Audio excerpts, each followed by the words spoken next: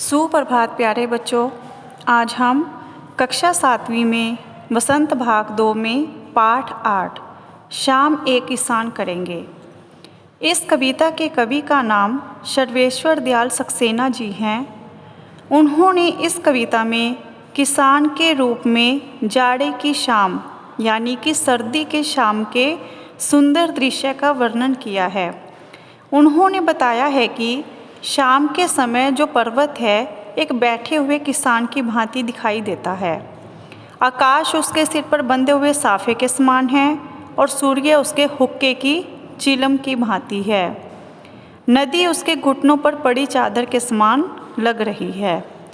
तो ये तो बताया गया है कि पर्वत जो एक किसान की भांति दिखाई देता है और वो किस तरह से बैठा हुआ है। तो अब हम इस कविता को विस्तार से पढ़ेंगे।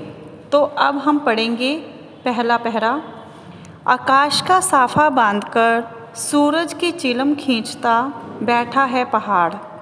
घुटनों पर पड़ी है नदी चादर सी, पास ही दहक रही है पलाश के जंगल की अंगीठी। अंधकार दूर पूरब में सिमटा बैठा है बेड़ों के गल्ले सा। तो अब इस कविता में कवि ने संध्याकालीन प्रकृति का वर्णन किया है। कवि कहता है कि शाम के समय जो पर्वत है वो एक किसान की भांति बैठा हुआ दिखाई देता है। वह सिर पर आकाश को साफे की तरह बांधे हुए प्रतीत होता है। साफा यानी पगड़ी कि जो पर्वत के ऊपर हमें आकाश दिखाई देता है वो ऐसे प्रतीत होता है जैसे पर्वत रूपी किसान ने अपने सिर पर साफा यानी कि पगड़ी बांधी हुई है। तथा सूर्य जो छिपता हुआ सूरज है शाम को, तो वह सूर्य लाल दिखाई देता है। और वह लाल सूर्य किसकी भांति प्रतीत हो रहा है कि जैसे किसान हुक्का पीते हैं तो वह उसके हुक्के की सुलगती चिलम की भांति लग रहा है। पर्वत से निकलने वाली नदी उसके घुटनों पर पड़ी हुई चादर सी लग रही है कि जैसे पर्वत से जो नदियाँ निकलती हैं तो वह ऐसे प्रतीत होती है कि जैसे पर्वत रूपी किसान बैठा हुआ है और वह उसके घुटनों पर पड़ी हुई सफ़ेद चादर सी लग रही है। पास ही पलाश का जंगल है, उसमें लाल रंग के फूल खिले हुए हैं। वह जंगल जिसमें पलाश के फूल खिले हुए हैं तो वह ऐसा प्रतीत होता है जैसे वहाँ पर कोई जलती हुई अंगीठी रखी हो और जो पर्वत रूपी किसान है उस पर अपने हाथ सेक रहा हो। पूर्व दिशा में इस समय जो अंधेरा बढ़ रहा है वह बैठी हुई बेड़ों के समूह के समान है। तो हमें ऐसा प्रतीत होता है कि जो अंधेरा बढ़ रहा है और वह ऐसा प्रतीत होता है कि जैसे वहाँ पे बेड़ों का समूह बैठा है किसान के पास जो वो दिन में चराता है। तो इस प्रकार से कवि ने पहाड़ का किसान के रूप में मानवीकरण किया है। तो अब हम दूसरा पहरा पढ़ेंगे।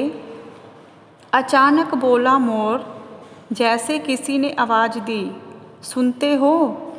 चिलम ओंधी धुआं उठा, सूरज डूबा, अंधेरा छा गया।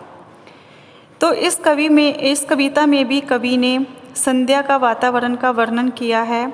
कवि कहता है कि शाम का वातावरण अत्यंत शांत बन गया था। उस समय पूरा वातावरण शांत था, किसी की कोई आवाज़ नहीं थी।